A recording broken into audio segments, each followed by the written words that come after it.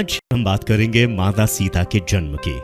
ये कहानी इतनी सुंदर है कि इसको सुनने के साथ ही आपके जीवन में जो टेंशन और जो परेशानी होगी वो तो सुनते सुनते ही ठीक हो जाएगी।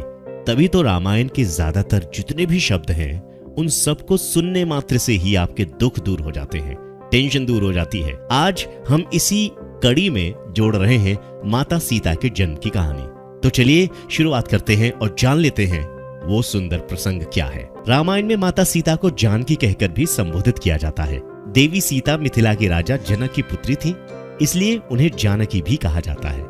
माता सीता को लक्ष्मी का अवतार माना जाता है, जिनका विवाह अयोध्या के राजा दशरथ के पुत्र और स्वयं भगवान विष्णु के अवतार भगवान श्री राम से हुआ था। विवाह के उपरांत माता सीता को भगवान राम के साथ 14 साल का वनवास झेलना पड़ा। हालांकि माता सीता के जन्म को लेकर कई पौराणिक कथाएं प्रचलित हैं, जिसके अनुसार कहा जाता है कि देवी सीता राजा जनक की गोद ली हुई पुत्री थी, जबकि कहीं कहीं इस बात का जिक्र भी मिलता है कि माता सीता लंकापति रावण की पुत्री थी।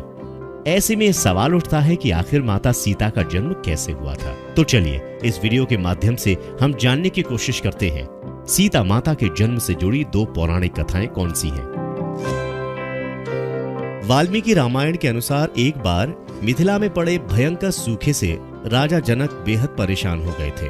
तब उस समस्या से छुटकारा पाने के लिए उन्हें एक ऋषि ने यज्ञ करने और धरती पर हल चलाने का सुझाव दिया। उस ऋषि के सुझाव पर राजा जनक ने यज्ञ करवाया और उसके बाद राजा जनक धरती जोतने लगे। तभी उन्हें धरती में से सोने की डलिया में मिट्टी में लिपटी हुई एक सुंदर कन्या मिली। राजा जनक की कोई संतान नहीं थी, इसलिए उस कन्या को हाथों में लेकर उन्हें पिता प्रेम की अनुभूति हुई। राजा जनक ने उस कन्या को सीता नाम दिया और उसे अपनी पुत्री के रूप में अपना लिया। माता सीता के जन्म से जुड़ी एक और कथा प्रचलित है, जिसके अनुसार कहा जाता है कि माता सीता लंकापति रावण और मंदोदरी की पुत्री थी। इस कथा के अनुसार सीता वेदवती नाम की एक स्त्री का पुनर्जन्म थी। वेदवती विष्णु जी की परम भक्त थी और वो उन्हें पति के रूप में पाना चाहती थी। इसलिए भगवान विष्णु को प्रसन्न करने के लिए वेदवती ने कठोर तपस्या की। कहा जाता है कि एक दिन रावण वहां से निकल रहा था जहां वेदवती तपस्या कर रही थी, और वेदवती की सुंदरता को देखकर रावण उस पर मोहित हो गया।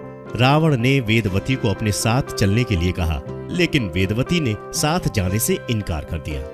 वेदवती के मना करने पर रावण को क्रोध आ गया और उसने वेदवती के साथ दुर्व्यवहार करना चाहा। रावण के स्पर्श करते ही वेदवती ने खुद को भस्म कर लिया और रावण को श्राप दिया कि वो रावण की पुत्री के रूप में जन्म लेंगी और उसकी मृत्यु का कारण बनेंगे।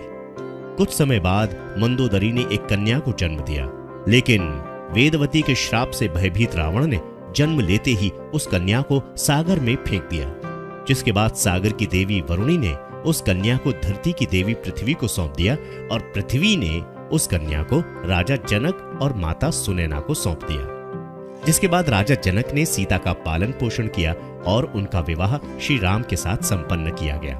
फिर वनवास के दौरान सीता का अपहरण किया, जिसके कारण श्री राम ने रावण का वध किया और इस तरह से सीता रावण के वध का कारण बनी। बहरहाल माता सीता के जन्म से लेकर ये 2 पौराणिक कथाएं जुड़ी हुई हैं, लेकिन इनमें से कौन सी कथा सच है और कौन सी नहीं, इसका रहस्य तो स्वयं भगवान राम ही जानते हैं।